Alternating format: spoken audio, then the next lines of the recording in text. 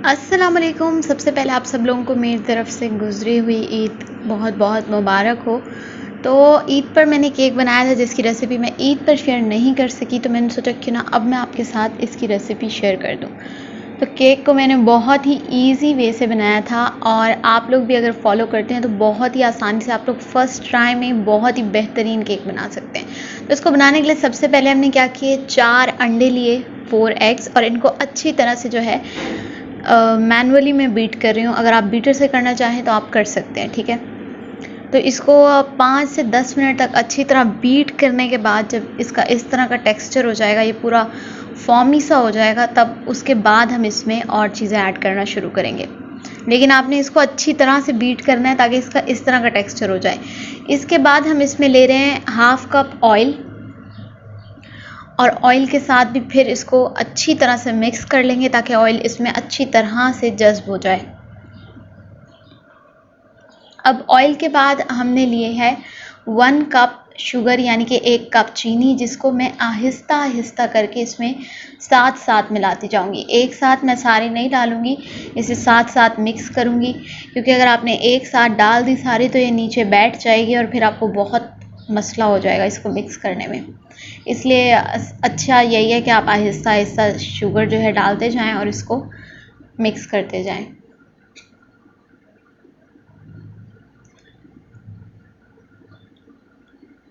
तो कुछ इस तरह का इसका टेक्सचर हो जाएगा। थोड़ा सा हम इसमें फूड कलर भी ऐड कर रहे हैं, सिर्फ कलर के लिए है ये। अगर आप नहीं करना चाहते, आपके पास अवेलेबल नहीं है, तो आप बिल्कुल ऐड मत करें।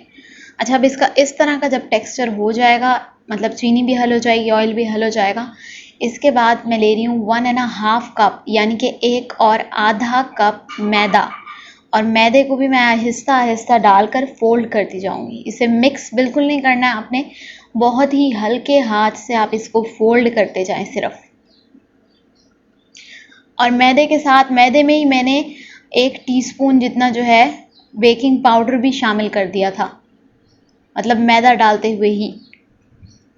और फिर इसको आराम आराम से हम मिक्स करते जाएंगे, और अच्छा खासा थिक बना था, ये आप लोगों को नज़र आ रहा होगा। तो इस तरह का थिक बैटर बनेगा तो आप लोगों ने परेशान नहीं होना। अब इसके बाद हम क्या कर रहे हैं, मुझे गोल केक चाहिए, तो मैं यहाँ पर गोल बर्तन ले रही हूँ, कोई भी आप ले सकते हैं, आपको जिस शेप का केक चाहिए हो। उसके अंदर मैंने ऑयल लगाया था, और कोई भी पेपर, ये आम पेपर था, आपके पास बटर पेपर हो तो वो रख लें, वरना फिर कोई भी आम पेपर रखें, और उसके ऊपर अपना बैटर जो है ऊपर से पोर कर लें।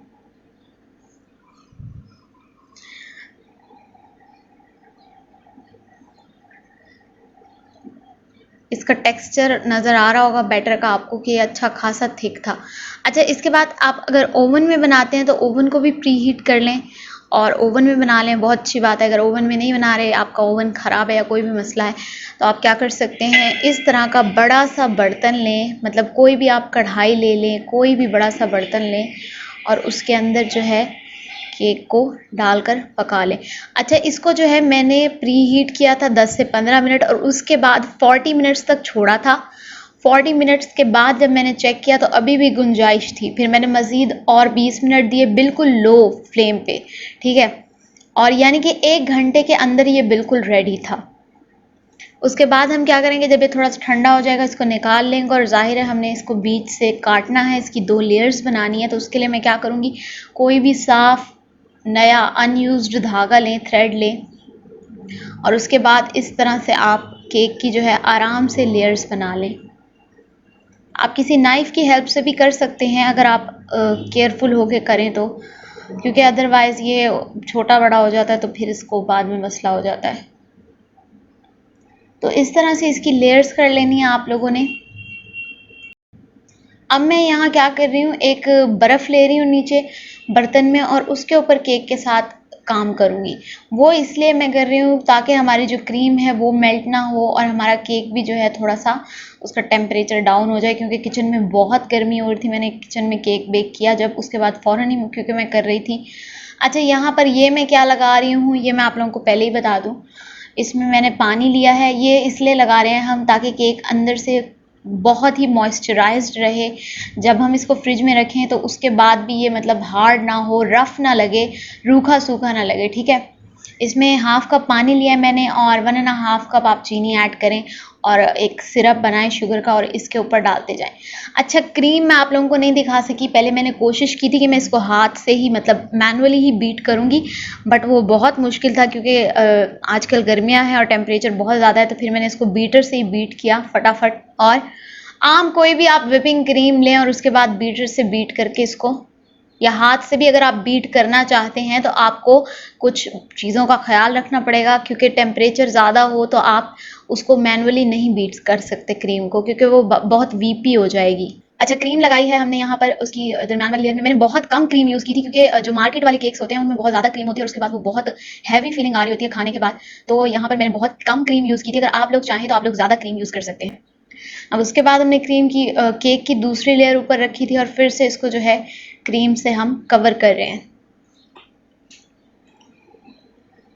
अच्छी तरह से इसको जो है स्मूथ कर लेंगे। ये जहाँ से हमारा अनइवन हो रहा है उसको क्रीम लगा के हम बराबर कर लेंगे।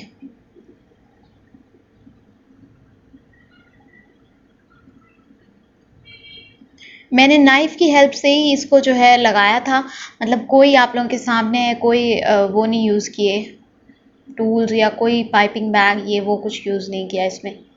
मैंने इसको नाइफ़ की हेल्प से ही स्मूथ किया था। टाइम बहुत लग रहा था लेकिन ये हो जाता है अगर आप करें तो।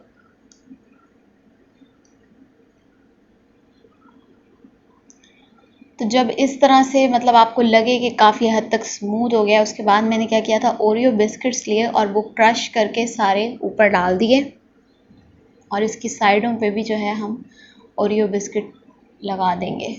अगर आपको नहीं पसंद तो आप कोई भी और ले सकते हैं जो भी आपको पसंद हो, या कोई भी आप इसकी डेकोरेशन के लिए किसी भी तरह इसको डेकोरेट कर सकते हैं। ये आपकी अपनी मर्ज़ी के ऊपर है। मैं इसको ओरियो के साथ कर रही हूँ।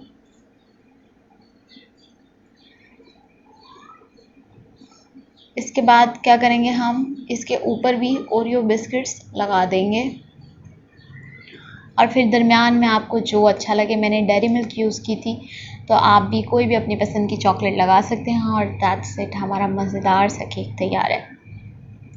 तो कमेंट सेक्शन में मुझे ज़रूर बताइएगा कि आपको मेरा केक कैसा लगा और अगर आप लोगों ने ट्राई किया है तो फीडबैक भी ज़रूर दीजिएगा। Thank you so much for watching this video.